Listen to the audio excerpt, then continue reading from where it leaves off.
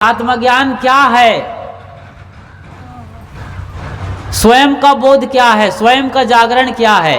क्या तथागत बुद्ध को जब आत्मज्ञान हुआ तो क्या उनके सींग निकल आए या पंख लग गए या 2 की जगह 4 नेत्र हो गए या शरीर बड़ा तगड़ा ऊंचा और 100 फुट तक का हो गया? ऐसा हुआ क्या? नहीं, वो जैसे थे वैसे ही थे। लोगों ने पूछा, महाराज कहते हैं आपको आत्मज्ञान हो गया, तो क्या मिल गया है आपको, आपने क्या पाया? लोग तो पाया और खोना की ही भाषा समझते हैं ना दुनिया में। क्या मिला, दहेज में क्या क्या मिला, तिलक में क्या मिला, वहाँ गए थे तो क्या दिया, क्या पाया, यही तो भाषा है दुनिया की। तो लोग आए, क्या मिला महाराज, क्या पाए आप? तब तथागत बुद्ध ने कहा, जो अभी अभी आत्मज्ञान की गहराई में उतरे थे और कहा कि मुझे कुछ भी नहीं मिला, बल्कि जो कुछ था वो भी चला गया। अरे ये तो लुटे पिटे आदमी है, कहते हैं कि कुछ भी नहीं मिला, जो था वो भी चला गया। तो क्या कुछ मिला नहीं, कुछ पाए नहीं, तो क्या मतलब ऐसा ध्यान साधना करने का? इससे पहले तो अच्छा घर में ही थे, राजपाट था, बीबी बच्चे थे, राजकुमार थे, राजा होने वाले थे, खूब मालटाल आपके घर में है और आप यहाँ साधु बन के सब गंवा दिया। तब तथागत बुद्ध ने कहा, हे मेरे प्यारे, पाने और खोने के नाम पर यहाँ कोई बनियागिरी और हिसाब किताब की बात नहीं है। मैंने जो पाया है वो अलग से नहीं पाया, जो मेरे पास था उसी को मैं जान गया और अलग से कुछ मिला नहीं मुझे। आत्मज्ञानी में ऐसा कुछ नहीं होता है कि उसकी 2 सींग निकल जाती है या वो दुनिया की सारी बातों को जान जाता है। कहाँ जमीन में सोना चांदी हीरे मोती है, समंदर के अंदर कहाँ पर खनिज तेल है, कहाँ मिट्टी तेल है और कहाँ सुपर फाइन एरोप्लेन के लिए तेल है, या और भी समंदर के अंदर कोई खजाना गड़ा है, आसमान में कोई और तारा ग्रह नक्षत्र है जहाँ जीवन है, ये सब नहीं जानने वाला है और इसका कोई मूल्य नहीं है। सब कुछ को जाना मगर खुद को नहीं जाना तो सारा जानना बेकार है, 2 कौड़ी का है। और आप खुद को जानते हैं, दुनिया को नहीं जानते हैं तो कोई फर्क नहीं पड़ता है। आत्मज्ञानी का मतलब सर्वज्ञानी नहीं होता है, सर्वशक्तिमान भी नहीं होता है। हाँ, लेकिन वो सर्वशक्तिमान से भी बड़ा है, यह अद्भुत बात है। आत्मज्ञानी जैसा महापुरुष सर्वशक्तिमान से भी बड़ा है, सर्वज्ञानी से भी बड़ा है, क्योंकि सर्वज्ञानी स्वज्ञानी नहीं, आत्मज्ञानी नहीं है। सर्वशक्तिमान भी ये नहीं जानता है कि मेरी असली ताकत कहाँ से आ रही है। आत्मज्ञानी को मालूम है कि मेरी ताकत मेरे अंदर है। कस्तूरी कुंडल बसे मृग ढूंढे बन माही, तैसे घट घट राम है दुनिया जानत नाही। ये सदगुरु कबीर साहब कह रहे हैं। आज से 600 बरस पहले वो अपनी बात पंडितों की नगरी काशी में बोल रहे थे और बाद में देश दुनिया में घूम घूम कर अलग जगाते रहे। गांव गलियों में भी आए हैं, आपके अंचल बिहार में भी आए हैं, क्या पता यहाँ धनगढ़ा में भी आए हो, शायद धनगढ़ा आए होंगे। तभी साहब ने कहा है कि बीजक वित्त बतावे। यहाँ जो धनगढ़ा हुआ है ना, गांव का नाम धनगढ़ा, बड़ा प्यारा धनगढ़ा हुआ है।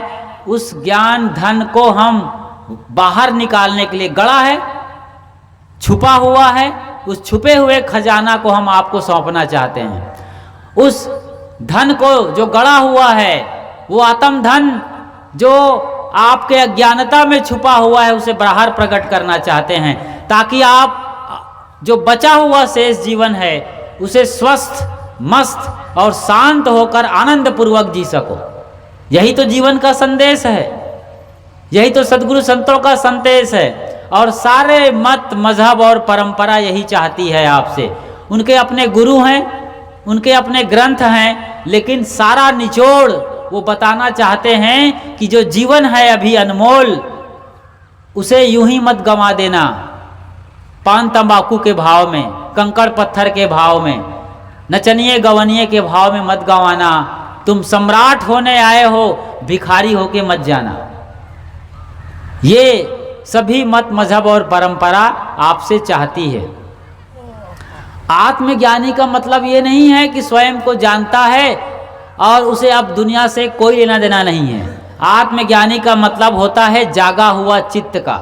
इसे मैं आपकी भाषा में समझा रहा हूँ। आपके घर आंगन, आपके रिश्ते, परिवार, आप जिन चीज़ों से घिरे हुए हैं, उन्हीं में से आपको समझाने का प्रयास कर रहा हूँ। सद्गुरु कहते हैं कि जहाँ जहाँ डोलूं सो परिक्रमा, जो कुछ करूं सो पूजा।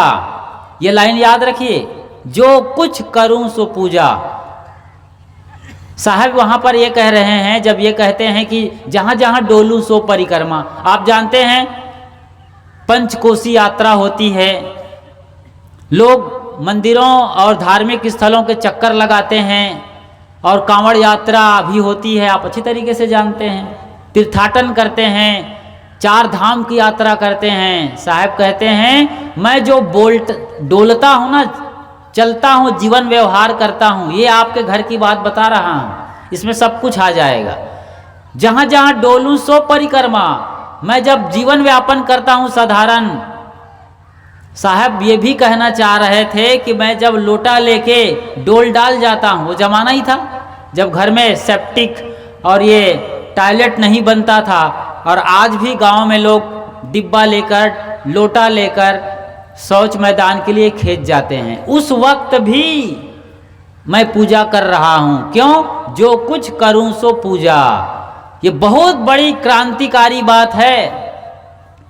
ऐसा नहीं है कि आप मंदिर में जाकर पलथी मार के बैठें तभी ध्यान है। मंदिर में जाके पलथी मार के बैठिए, ध्यान शिविर भी अटेंड करिए, अकेले एकांत में भी बैठिए, वो भी ध्यान है। लेकिन साहब पूजा की बात कर रहे हैं। ध्यान का समग्र रूप जब आपका दिया जल गया है तब पूजा शुरू होती है। जो कुछ करूं सो पूजा, यह बहुत महीन बात है, लेकिन क्रांतिकारी बात है। जब आप झाड़ू लगा रहे हैं तो झाड़ू को इतने दिल से लगाइए, इतने प्रेम से लगाइए, कोई ऊपर परमात्मा भी बैठा हो, हालांकि नहीं है, लेकिन आपकी भाषा में मैं समझाने के लिए कह रहा हूँ कि ऊपर परमात्मा और आपका भगवान भी आपको देख रहा हो। इतना बढ़िया झाड़ू लगाइए कि वो आप पर फूलों की बारिश कर दे। इसका मतलब समझते हैं? भगवान भी खुश हो जाता है।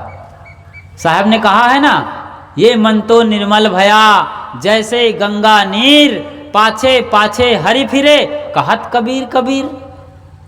कबीर साहब कहते हैं कि भगवान मेरा निहोरा लेने लगा, मेरे पीछे पड़ गए, क्योंकि निर्मल हो गया मन, और निर्मल मन से ही सारा काम पूजा का होता है। तो मैं झाड़ू की एक साधारण बात कर रहा था। 100 में से 90 लोगों को झाड़ू लगाने नहीं आता। आप कहेंगे साहब जी हम तो रोज़ झाड़ू लगाते हैं, माँ बहनें तो रोज़ लगाती हैं, घर की सफाई करते हैं, लेकिन 100 में से 90 नहीं, 99 लोगों को नहीं आता है। झाड़ू लगाते हैं, आगे आगे चलते हैं, और पीछे रेखा छूटती जाती है, धूल की डिज़ाइन बन रहा है पीछे, कहीं इधर कहीं उधर, मतलब सही तरीके से नहीं लगा रहे हो। और आप आज टाइल्स का ज़माना है, फर्श है, संगमरमर के टाइल्स हैं, माँ बहन बेटियां हैं घर में, तो उनके बाल बिखरे रहते हैं। इधर झाड़ू लगाती हैं आगे की तरफ, बाल पीछे चला जाता है।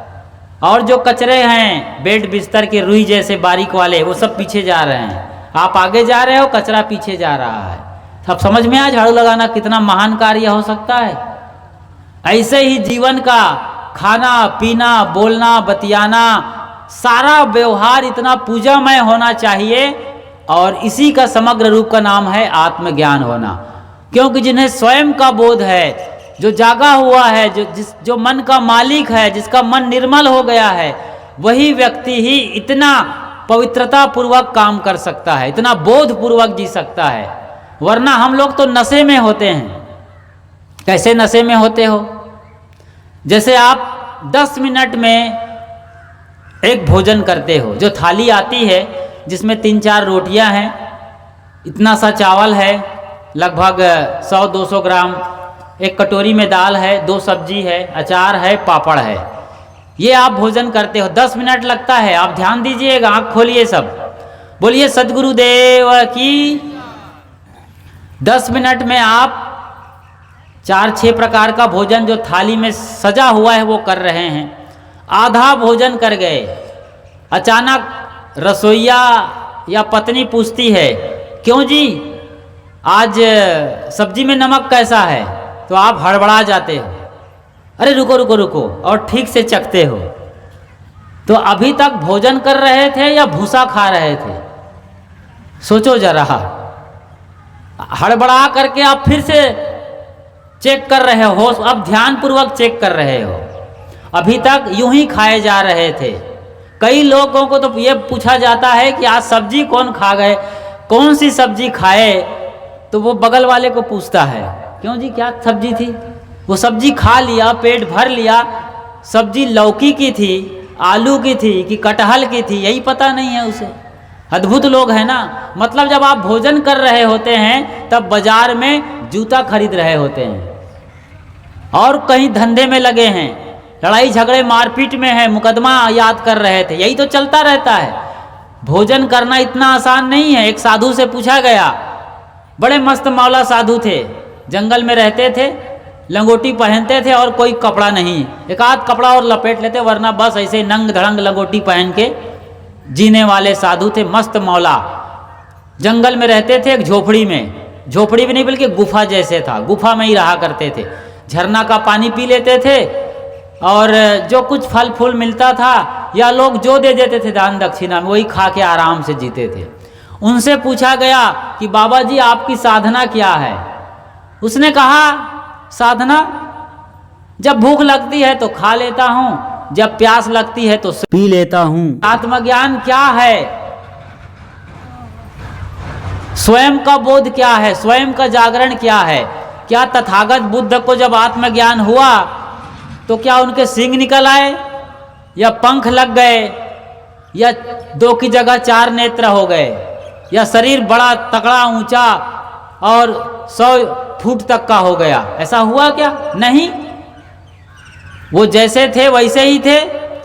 लोगों ने पूछा, महाराज कहते हैं आपको आत्मज्ञान हो गया, तो क्या मिल गया है आपको? आपने क्या पाया? लोग तो पाया और खोना की ही भाषा समझते हैं ना दुनिया में। क्या मिला? दहेज में क्या क्या मिला, तिलक में क्या मिला, वहाँ गए थे तो क्या दिया, क्या पाया, यही तो भाषा है दुनिया की। तो लोग आए, क्या मिला महाराज, क्या पाए आप? तब तथागत बुद्ध ने कहा, जो अभी अभी आत्मज्ञान की गहराई में उतरे थे और कहा कि मुझे कुछ भी नहीं मिला, बल्कि जो कुछ था वो भी चला गया। अरे ये तो लुटे पिटे आदमी है, कहते हैं कि कुछ भी नहीं मिला, जो था वो भी चला गया। तो क्या कुछ मिला नहीं, कुछ पाए नहीं, तो क्या मतलब ऐसा ध्यान साधना करने का? इससे पहले तो अच्छा घर में ही थे, राजपाट था, बीबी बच्चे थे, राजकुमार थे, राजा होने वाले थे, खूब मालटाल आपके घर में है और आप यहाँ साधु बन के सब गंवा दिया। तब तथागत बुद्ध ने कहा, हे मेरे प्यारे, पाने और खोने के नाम पर यहाँ कोई बनियागिरी और हिसाब किताब की बात नहीं है। मैंने जो पाया है वो अलग से नहीं पाया, जो मेरे पास था उसी को मैं जान गया और अलग से कुछ मिला नहीं मुझे।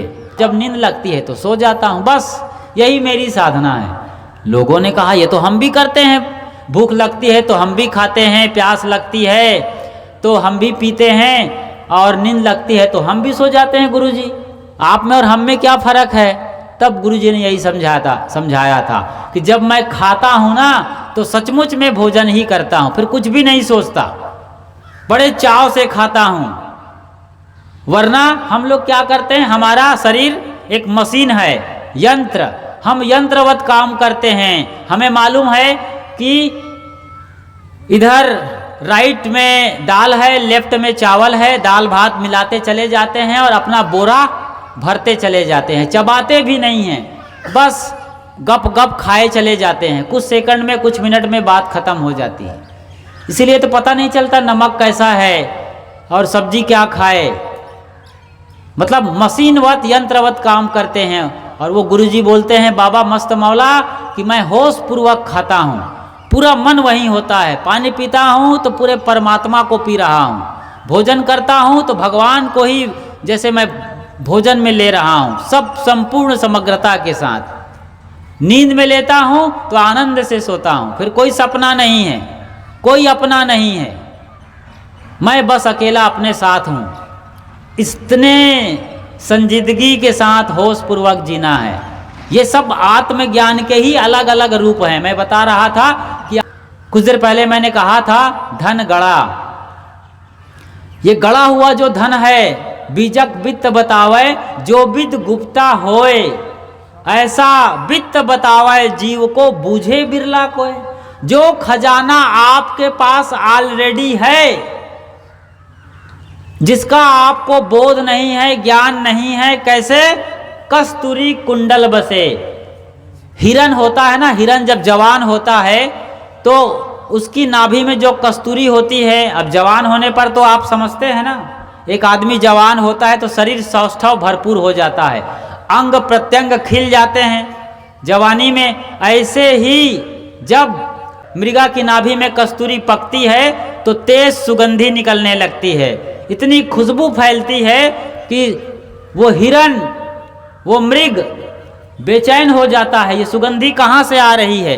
अभी इसी क्षण आपके बीच में लाकर कोई एक बढ़िया सुगंधित अगरबत्ती लगा दे, बहुत जबरदस्त अगरबत्ती जिसकी तेज खुशबू हो और बड़ी प्यारी खुशबू हो, तो आप झांकेंगे, देखेंगे कहाँ से ये खुशबू आ रही है। और मृगा के अंदर वो कस्तूरी पकती है तो तेज सुगंधी निकलती है। पहली बार जिंदगी में सुगंधी का वो सामना कर रहा है, बेचैन हो जाता है और वो फिर उसे ढूंढने के लिए दौड़ लगाता है, इधर से कि इधर से। जिधर हवा चलती है उसके विपरीत भागता है, जिधर भागता है उधर से सुगंधी, कभी इधर से कभी उधर से। इतना भागता है वो हिरण कि भागते भागते पेड़ पौधे पत्थर से टकराते टकराते उसके लहू लुहान हो जाते हैं, थक कर चूर हो जाते हैं, शरीर लहू लुहान, थक गया, चूर हो गया और गिर जाता है, बेहोश होकर गिर जाता है। लेकिन होश आता है तब पाता है जब उसकी नाक नाभि के तरफ ऐसे मुड़ी हुई है और उसे मालूम पड़ता है कि अरे ये सुगंधी तो मेरे नाभि से आ रही है, और उसे बोध होता है कि मैं कहाँ ढूंढ रहा था। तैसे घट घट राम है दुनिया जानत नहीं। वही परम सत्ता परमात्मा आपके भीतर है और उसे आप नदी नाला पहाड़ पर्वत में ढूंढ रहे हैं। सदगुरु ने कहा भी है, पाहन पूजे हरि मिले तो मैं पूजूं पहाड़, याते तो चाकी भली पीस खाए संसार। अब यहाँ ये मतलब नहीं है कि नदी की पूजा नहीं करनी चाहिए, पहाड़ की पूजा नहीं करनी चाहिए, इस ब्रह्मांड की पूजा नहीं करनी चाहिए, या जो भी भगवान मत मजहब और परंपरा में है उसकी पूजा नहीं करनी चाहिए। असल में संपूर्ण सृष्टि और चराचर ये सब भगवत रूप हैं। भा मतलब भूमि, गा भगवान में भगवाना, भा मतलब भूमि, गा मतलब गगन, वा से वायु हवा, ना से नीर जल। ये संपूर्ण सृष्टि ही भगवत सत्ता है, भगवत रूप है। ये हमें सब कुछ दे रहे हैं लगातार, इसलिए इनकी पूजा होनी चाहिए। मंदिर में भी आप मूर्तियों को देखते हैं तो आपको ही वो दर्शाते हैं, आपके दिव्य रूप के वहाँ पर मूर्ति बनाई गई है, बस इतनी सी बात है। आपकी जो दिव्य सत्ता है, आत्म सत्ता है, उसे हमारे पुरखों ने कोशिश की है बताने और जताने के लिए, इसीलिए फोटो में उकेरा जाता है, मूर्तियाँ बनाई जाती हैं उसी आत्म रूप के, उसी के हैं यहाँ ये रूप। उसको समझने की देरी है बस। जहाँ जहाँ डोलू सो कर पर, जो कुछ करूँ सो पूजा। आत्म ज्ञान बिना नर भटके, कोई मथुरा कोई काशी, पानी में मीन पियासी। तो स्वयं को जानने की दिशा में चलने का नाम है। अब आपको मैं बता रहा हूँ कि आत्म ज्ञान प्रकृति से कैसे होती है। देखिए, हमारे लिए सबसे जरूरी और बुनियादी चीज़ें क्या है? रोटी, कपड़ा और मकान। मकान ना मिले तो भी जिंदा रह सकते हैं, कहीं पंचायत में रह जाएंगे, कभी दूसरे का घर शरण ले लेंगे, तो मकान नहीं रहेगा तो भी चलेगा। कपड़ा जरूरी है, लेकिन कपड़ा यदि हम नहीं खरीद पाते हैं, कपड़ा हमें कोई नहीं दे पाया, तो हम नंगे भी रह सकते हैं, जैसे कि जैनी दिगंबरी साधु रहते हैं, कोई फर्क नहीं पड़ता है, अपने लोगों के साथ चलते हैं, सत्संग भी करते हैं। जैसे कि तरुण सागर जी महाराज क्रांतिकारी संत थे, कड़वे प्रवचन बोलने वाले, आराम से जी गए अपना जीवन। तो कपड़ा ना हो तो भी चलेगा, लेकिन रोटी ना हो तो कुछ दिन तो चल जाएगा। आदमी कम से कम 90 दिन तक बिना खाए जी सकता है, पानी और हवा के भरोसे। 90 दिन तक रिकॉर्ड है, मतलब ये शरीर काम करता है। वरना तो अभी एक जैन साधु ने 555 या 60 दिन बिना खाए जिया है, अभी अभी कुछ दिन पहले की बात है। 555-60 दिन जिया, मतलब अभी भी जिंदा है, लेकिन बिना खाए आराम से निकाल दिया। जैनी साधु तपस्वी होते हैं और उन्हें पूरा सिस्टम मालूम है निराहार का, बिना खाए जीने का, वो करते हैं।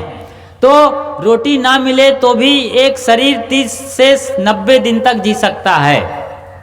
4-5 दिन तो हम ही लोग जी लेंगे आराम से, चाहे भूख लगे तड़फें, साधारण बात है। 10, 15, 20 दिन भी निकल जाएगा, क्षमता बढ़ती जाएगी।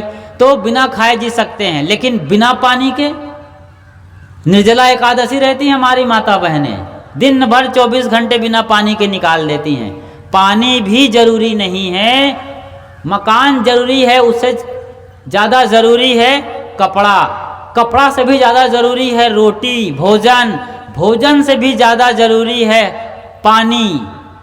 तो पानी के बगैर हम 1-2 दिन तो निकाल लेंगे, लेकिन पानी ज़रूरी है, वरना प्राणांत हो जाएगा। इसलिए पानी और सस्ता है, पानी फ्री में मिल रहा है। बोतल बंद पानी मिलता है वो अलग मैटर है, ट्रेन वगैरह में या दुकानों में, लेकिन बिना पानी ज़्यादा ज़रूरी है, वो और सस्ती है। पानी बिल्कुल सस्ता है, फोकट में मिल रहा है। आपके बिहार में तो 3 फीट में पानी है, बम्बा लगाओ और पानी ही पानी। पानी से भी ज़्यादा ज़रूरी क्या है, बोलिए? पानी से भी ज़्यादा ज़रूरी क्या है? हाँ, प्राण वायु, ये और ज़्यादा ज़रूरी है।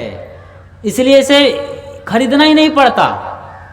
हालांकि कोरोना टाइम में खरीदना पड़ गया था, ये अपनी लापरवाही है। हमने प्रकृति के साथ छेड़छाड़ किया है, लापरवाही की है, उसका खामियाजा जी भर के भुगते हैं, भरपेट भुगते हैं। और प्रकृति ने हमें सिखाया है। और कोरोना टाइम में जब हम अपने घरों में शांत मौन चुपचाप हो गए थे, घर की 4 दीवारी में बंद हो गए थे, तब प्रकृति एकदम सज रही थी, संवर रही थी और पूरी ऊर्जा के साथ वो वापस आई है, एकदम सब कुछ ठीक ठाक हो गया। तो प्रकृति में हवा जो है वो और ज़्यादा ज़रूरी हमें जीने के लिए, वो और एकदम फ्री है। हम जहाँ जाते हैं वहाँ जा कर के हमारे नाक में हवा घुसती और निकलती रहती है, इतना फ्री सेवा कर रही है। ये भगवान का रूप देख रहे हैं, वो और ज़्यादा ज़रूरी है। इसलिए हमेशा 24 घंटे हमारे साथ, बिस्तर में रहें तो, फैक्ट्री में रहें तो, खेत में, खलिहान में, स्कूल में, कॉलेज में, बाजार में, दुकान में, जहाँ जाएंगे वहाँ हवा हवा हवा है। हवा से भी ज़्यादा ज़रूरी क्या है, बोलिए? कुछ है ज़रूरी कि नहीं? क्या देख रहे हैं आप लोग टुकुर टुकुर? मैं पूछ रहा हूँ कि हवा से भी ज़्यादा ज़रूरी क्या है? क्या है? नहीं है कुछ? हवा से भी ज़्यादा ज़रूरी है, उसे तो खरीदना भी नहीं पड़ता। हवा को तो एक बार आपने खरीद भी लिया, चलो, वो तो बिना खरीदे मिलता है और सदा आपके साथ रहता है। कहीं भी जाइएगा वो आपके भीतर ही बैठा हुआ है। वही है परमात्मा, परमात्मा, वो सत्ता जो आपके पूरे जीवन को चला रही है, उसी से शरीर चलता है, उसी की सत्ता से मैं बोल रहा हूँ, उसी की सत्ता से आप सुन रहे हैं। वो है आपकी जीव सत्ता, चेतन आत्मा। वो ज़्यादा ज़रूरी है, वो हमेशा रहेगा, मरते दम तक वो आपका साथ निभा रहा है और मरने के बाद भी नहीं मरता है, हमेशा जीवित रहता है। शरीर बदल जाता है, लोग कहते हैं कि अमुक फलाने ने आज नकल बदल लिया, नकल बदल जाता है, बाकी वो असल में वही रहता है। अब बूढ़ा शरीर हो गया था, जैसे आप कपड़ा पुराने होने पर नए कपड़े पहन लेते हैं, ऐसे ही शरीर पुराना होने पर ये चेतन सत्ता जीवात्मा नया शरीर धारण कर लेता है, एक नए बच्चे का जन्म होता है या अन्य योनियों में चला जाता है, खानियों में, पशु पर, कीट पतंग आदि में। तो इस तरीके से ये जीवन का सिलसिला चलता रहता है। तो ये स्वयं का बोध करना, मैंने कहा था आत्मज्ञान, सब ज्ञान के पीछे क्या है? यही तो है। ये ना हो तो क्या है? सब शरीर और दुनिया माटी का ढेला है। यही जब तक बैठा है तब तक संसार है आपके सामने, ये नहीं है तो संसार भी नहीं है। इसका बोध कैसे करें? ये समझने वाली बात है। इसका बोध कैसे किया जाएगा? तो आपको कुछ देर बैठना चाहिए। अब आपको मैं थोड़े में एकदम आराम से ध्यान करने की कला बता रहा हूँ, जिसे हमारी माँ बहनें भी ध्यान कर सकती हैं। ऐसा नहीं है कि कबीरपंथी साधु संत ध्यान नहीं करते हैं। हमारे पुरखे ध्यान किया करते थे। सदगुरु विशाल साहेब जंगल में ही रहा करते थे, अकेले बिल्कुल होते थे और हमेशा ध्यान में होते थे। चलते फिरते भी ध्यान करते थे। उठत बैठत कबहू न छूटे, ऐसी तारी लागी। ऐसी तारी में, ऐसी लगन में, ऐसी वो सहज ध्यान में जीते थे। सहज ध्यान रहु, सहज ध्यान रहु, कबीर साहब ने कहा है बीजक के कहरा प्रकरण में। सहज ध्यान रहु, सहज ध्यान रहु, गुरु के वचन समाई हो। गुरु ने जो आज्ञा दिया है, ज्ञान दिया है, बोध दिया है, उसी में निमज्जन करते हुए सहज ध्यान में रहना। अब सहज को भी समझना बहुत गजब की बात है, फिर ध्यान की चर्चा करेंगे हम। सहज, सहज माने क्या होता है? सहज मतलब सिंपल, सादा, सरल। ये तो समझ में आता है, ये तो यहाँ की भाषा है, खोपड़ी की। अर्थ निकाल लेते हैं, संस्कृत के ग्रामर हो चाहे हिंदी का व्याकरण हो, समझ में आ गया। सहज, सरल, सादा, सिंपल। लेकिन सहज बड़ा गूढ़ अर्थ है। यही हिंदी की विशेषता है कि शब्द भी अपने साथ अर्थ लेके आता है। सहज क्या होता है? अब इसको टुकड़ा करिए। सह धन जा, सह धन जा। अब इसका अर्थ बदल जाएगा। सहज मतलब असली अर्थ निकलेगा। अब सह मतलब होता है साथ में, सह मतलब साथ में, जा मतलब जो जन्म लिया है, जो शरीर के साथ ही आपको जन्म में मिला हुआ है, वो होता है सहज, वो है आत्मा। यहीं पर आएगा घूम घूम करके। कहीं भी जाइए आप देश दुनिया में, चाहे आप राधा स्वामी वाले होंगे, निरंकारी समाज, गायत्री परिवार, कबीर पंथ, संत मत या और भी जितने परंपरा में हैं, यहीं लौट के आएंगे। यही मूल बिंदु है, यही केंद्र बिंदु है। परिधि में घूमते रहेंगे तो कुछ भी नहीं मिलने वाला है। आप लोगों ने चांद को देखा होगा, जब उसको गोला पकड़ता है तो रात में देखा होगा एकदम रिंग दिखाई देता है बड़ा सा। वो कई किलोमीटर में चांद के वो रिंग बना होता है, प्राकृतिक घटना है। लेकिन उसी रिंग पर परिधि में घूमते रहेंगे तो कभी चांद में नहीं पहुंचेंगे। वो बीच में चांद चमक रहा है, वहां उतरना होगा। ऐसे ही ये आत्मा में उतरना है। मन इंद्रियों को भोगों में कब तक रहेंगे आप? जैसे एक लड्डू खाते हैं, आपके घर की बात बताता हूँ। लड्डू खाते हैं या जलेबी खाते हैं, तो जलेबी खाते हैं तो कितना स्वाद आता है जी। एक खाते ही लगता है दूसरा भी मिल जाए गरम गरम, तीसरा भी मिल जाए। इतने स्वादा अभिषक्त हो जाते हैं, अभिभूत हो जाते हैं। तो आप जब जलेबी में क्या है जी, जब जलेबी खा रहे हैं तो सोचिए जलेबी में क्या है? मैदा है, चीनी है, तेल है, रंग है और कोई खुशबूदार चीज है, बस इतना ही तो है। और क्या है उसके अंदर? चीनी क्या है? गन्ना है। चीनी में कोई सुख है? यदि 10 ग्राम चीनी में 1 किलो सुख है तो 10 किलो चीनी खा लो, फिर देखो कितना सुख मिलता है आपको। चीनी में कोई सुख नहीं है, मैदा गेहूं का कोई सुख नहीं है उसके अंदर। तेल में कोई सुख है क्या? 1 गिलास तेल पीने से कितना सुख मिलता है? तो 1 लीटर तेल पी के देख लो, नहीं है तेल में सुख। कढ़ाई में सुख है, हलवाई में सुख है, नहीं जी। तो जलेबी में कहाँ सुख आ जाएगा जी? जो मूल में सुख नहीं तो जलेबी में कहाँ सुख आता है? अब आप सोचिए, जब आप प्रिय भोजन करते हैं या माता बहनें एक बढ़िया साड़ी उनको मिल गई, आज जो चाहती थी वो साड़ी वो लेके आई हैं, उसके पति देव ने दिया है, कहीं गिफ्ट में मिल गया, आप लोगों को घड़ी, मोबाइल और बाइक जो भी मिलता है तो खुशी मिलती है, तो होता क्या है उस क्षण जब आप जिलेबी खा रहे हैं, इसी को समझिए, जब जिलेबी खा रहे हैं तो आपकी मन इंद्रियां अन्य जगह से लौट करके वापस अपने में आ गई। अभी कोई तकलीफ, दुविधा, दुख, पीड़ा, हताशा, निराशा, न मोदी को गाली दे रहे हैं, न योगी को गाली दे रहे हैं, न नीतीश सरकार क्या कर रही है, सब से लौट करके आप यहाँ आए हैं। तो जलेबी जब खा रहे हैं, मन इंद्रियां मौन हो गई है, स्वयं की सत्ता में आप लौट गए हैं, तभी आपको सुख मिल रहा होता है। वो जो पति पत्नी का सुख माना गया है दुनिया में सबसे बड़ा सुख, कहते हैं उसमें परम सुख है, परम आनंद है, उस क्षण में भी जब आप भोगों में लिप्त हैं पति पत्नी के सुख में, उस क्षण भी आदमी झर रहा है। ये समझिए, सदगुरु अभिलाष साहब इसको खुल करके बोलते थे, उस क्षण भी आपका मन चुप हो गया होता है, आप अपने में लौट आते हैं। वो दशा ही कुछ ऐसी है, जब भी सुख मिल रहा है, जब भी आनंद है, तो आप अपने में हैं, उसी का सुख मिलता है, कहीं बाहर का नहीं। तो यही ध्यान में करना है। ध्यान में क्या करना है? ऐसे ही अलथी पलथी मार के बैठ जाना है, गोदी में हाथ लेना है, रीढ़ सीधी रखना है और गला भी सीधा हो, आंखें बंद हों, आराम से बंद करना, इस पलक को ढक्कन जैसे गिरा देना है, ऐसे जोर से मीचना नहीं है, गिरा दिया। अब एकदम ये ध्यान की मुद्रा हो गई, अब बैठ गए। अब श्वासों को देखिए, श्वास आ रही है, श्वास जा रही है, इसी को देखते रहिए टकाटक, लगातार देखिए एक टक होकर के श्वास आ रही है। गहरी लंबी सांस लीजिए नाभि तक, ये कोई भी कर सकता है, सोफा पर बैठकर, या जिसको बैठने की ताकत नहीं वो बिस्तर पर लेट करके भी ये कर सकता है। सीधा लेट जाइए, बंद आंखों में गहरी लंबी सांस लीजिए। अब ऐसा लेते लेते आपके विचार भागेंगे, जहाँ जहाँ आप अटके हैं, जहाँ मन फंसा है वहाँ मन जाएगा।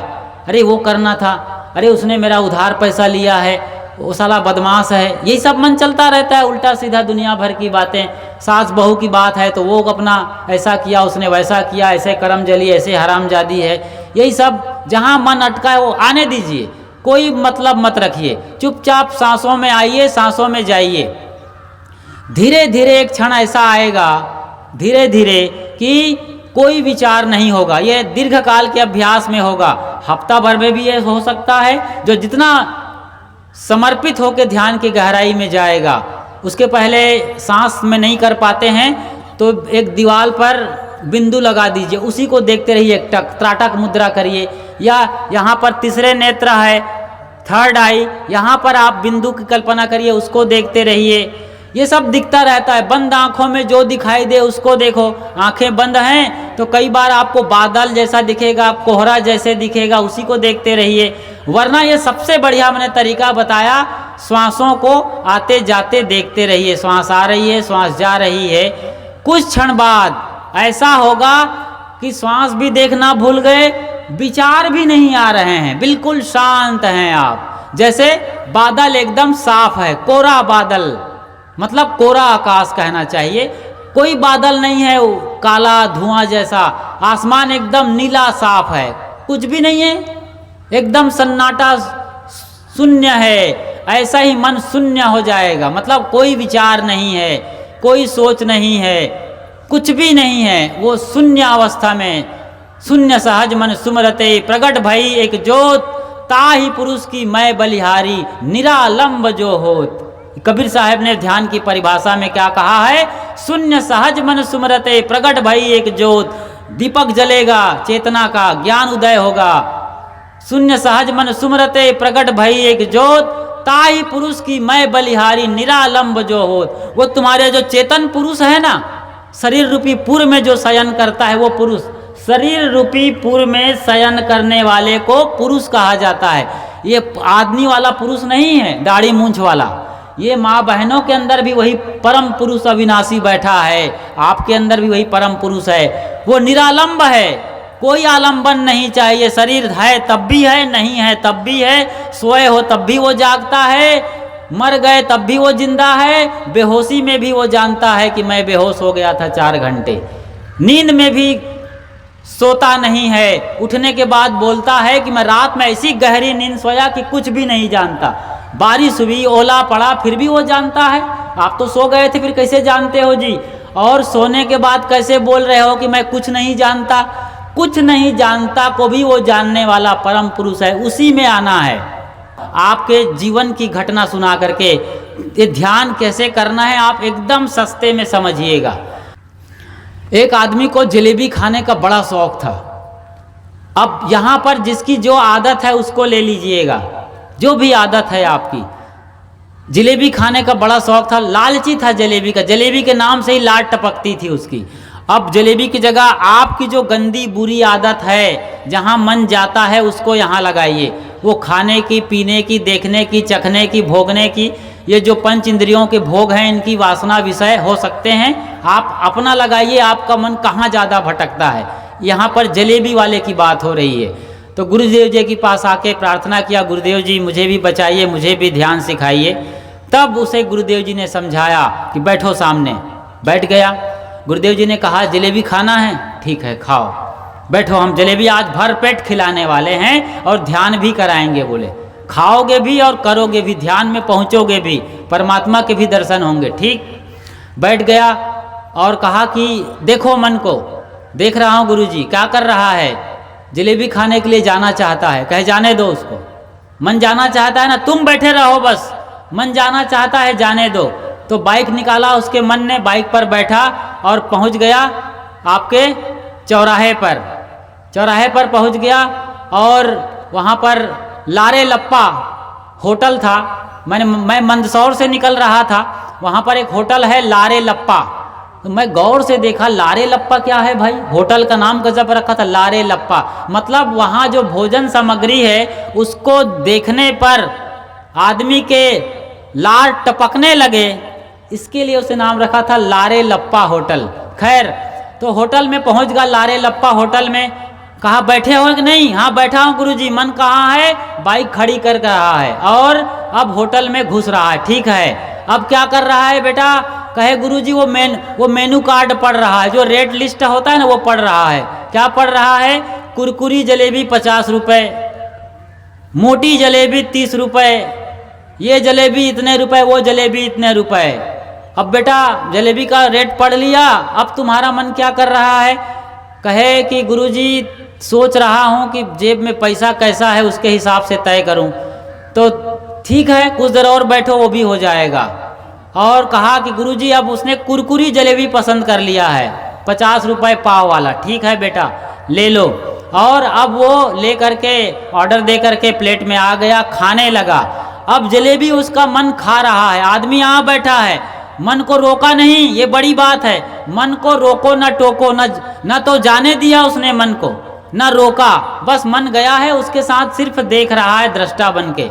हालांकि ये विषय और गहरा लंबा है, लेकिन मैं थोड़े में बता रहा हूँ। अब वो होटल में खाने लगा।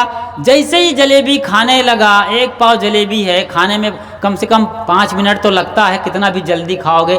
आदमी जलेबी लिया है, पैसा लगा है, तो आराम से चाव से खाता है, स्वाद ले लेके खा रहा था। उसका मन पता नहीं कब लौट के आ गया और वो होटल का जलेबी खाया कि नहीं खाया पूरा वो भी भूल गया। होटल से कब आ गया, कोई गया ही नहीं था तो आएगा क्या?